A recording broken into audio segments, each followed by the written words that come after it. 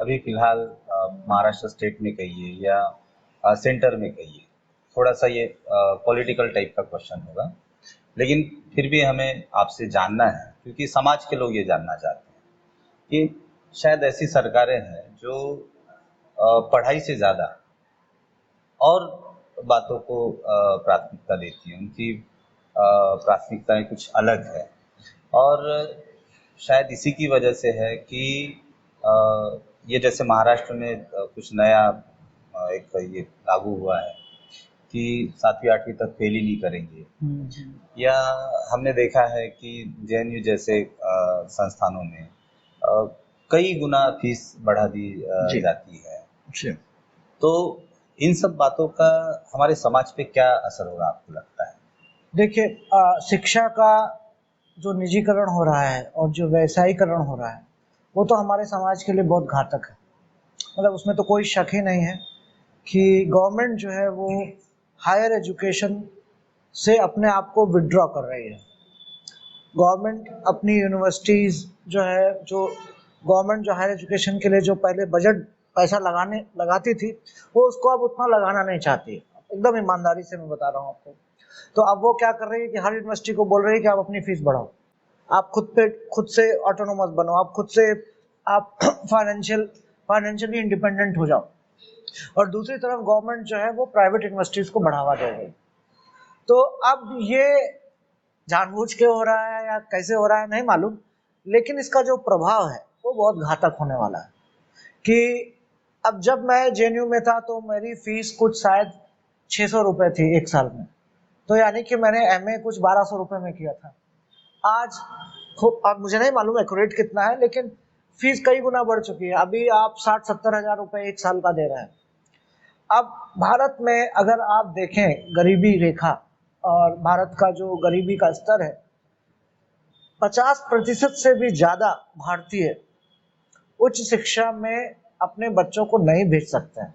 अगर वो कितने भी पढ़ने में होशियार हों बच्चे, मैंने ऐसे ऐसे बच्चों को देखा है जो 800 रुपये, 900 रुपये, 1000 रुपये मेस बिल नहीं भर पाते हैं और पढ़ाई छोड़ देते हैं सिर्फ 1000 रुपये के लिए।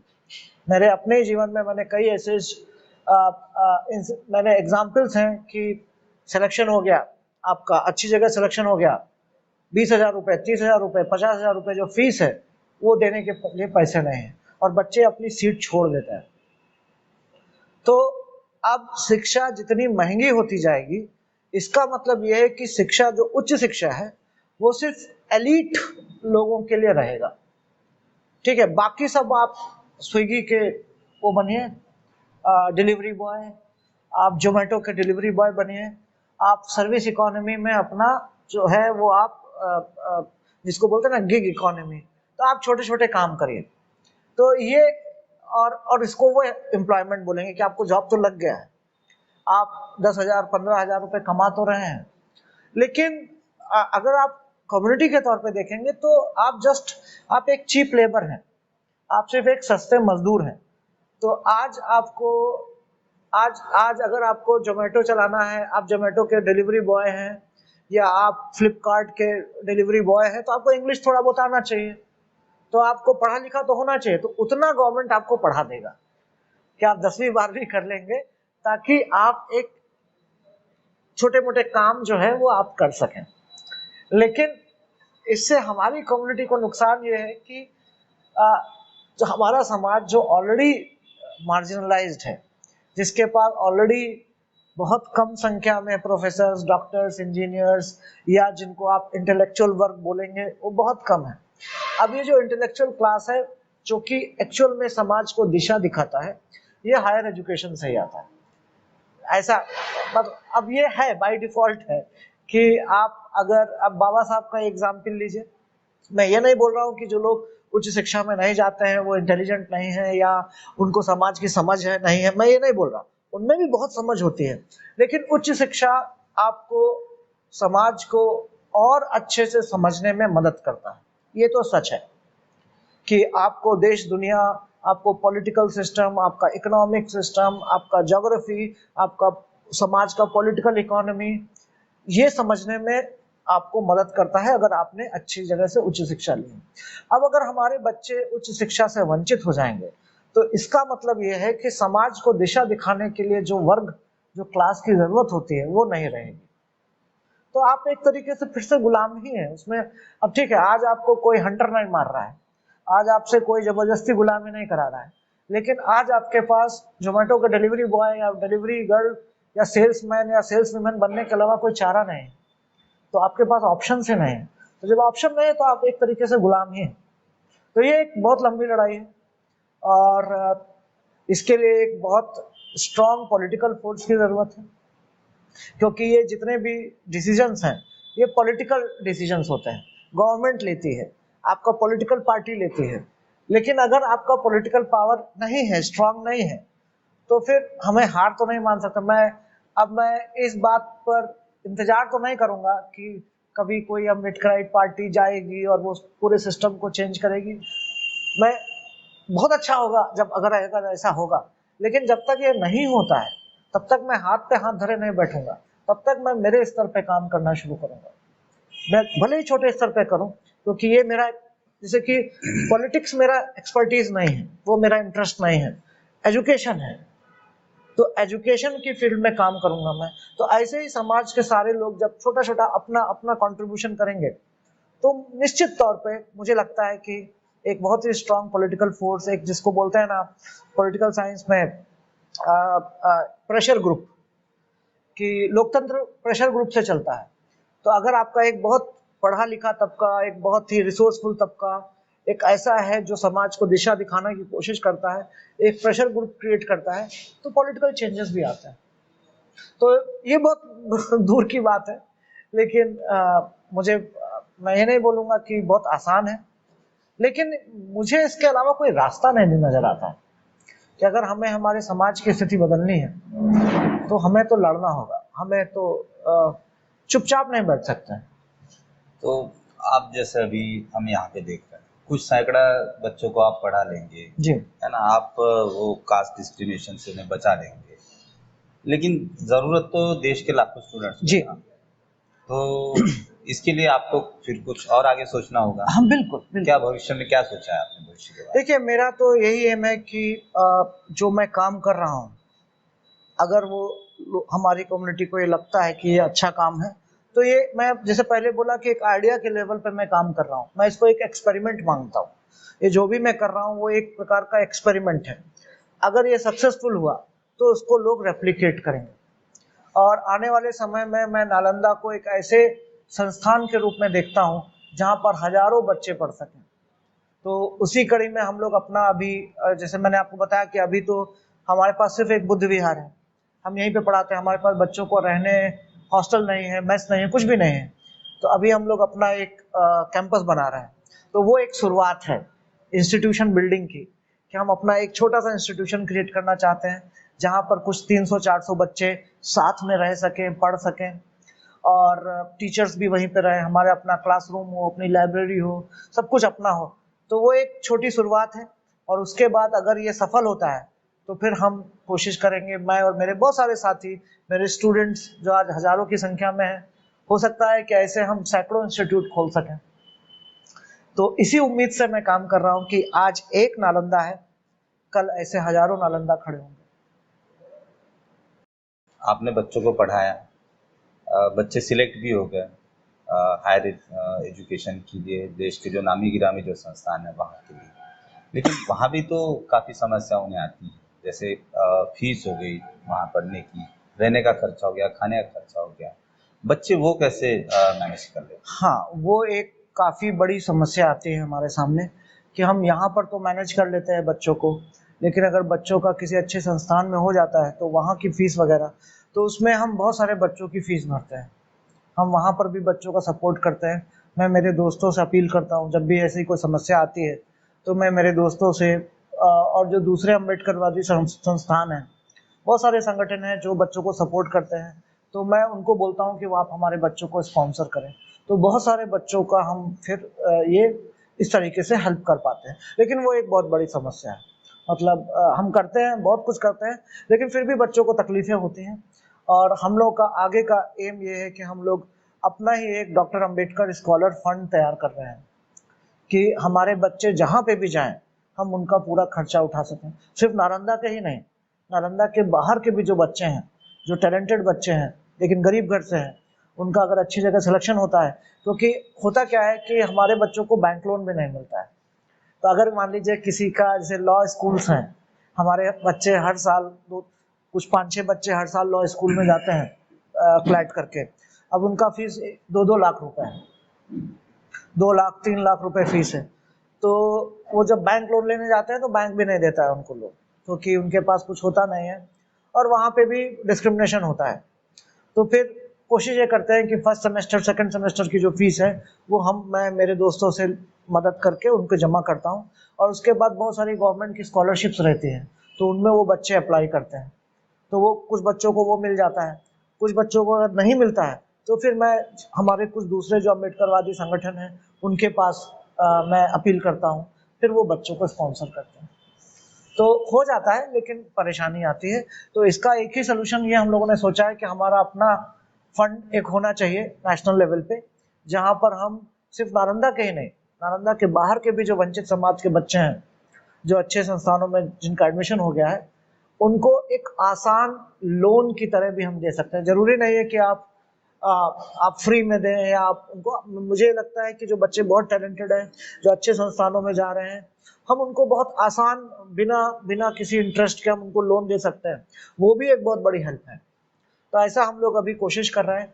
हो सकता है कि मतलब मुझे लगता है कि उम्मीद है कि 1-2 साल में हम लोग इसको खड़ा कर लेंगे और तब ये जो समस्या है वो हम जड़ से खत्म कर सकते हैं। अभी जो नालंदा को बढ़ाने की आपने बात की, जी 300-400 बच्चे वहाँ रहेंगे, जी पढ़ेंगे, जी जी एक कहाँ आप प्रोजेक्ट है करने जा रहे हैं? जी वर्धा के पास 17 किलोमीटर दूर एक गांव है जिसका नाम वायफड़ है। वायफड़ से थोड़ा सा पहले अभियान भाई के जो माता पिता हैं, शशिकांत जी और कांता जी, उन्होंने हमें 2 साल पहले 9 एकड़ जमीन खरीद के दान दिया है। और अभियान क्योंकि मैं और अभियान जब आए थे साथ में, तो हम लोग इसी आइडिया पे साथ में आए थे कि हमें अपना कैंपस बनाना है। तो अभियान भाई का ये जो जो सपना था उनके माता पिता पूरा करना चाहते हैं, और उन्होंने हमें 9 एकड़ ज़मीन दिया और उस पर हम लोग अभी इसी साल से काम शुरू, अभी पिछले महीने 7 अक्टूबर को अभियान के बर्थडे पर हम लोगों ने वहाँ पे काम शुरू किया है।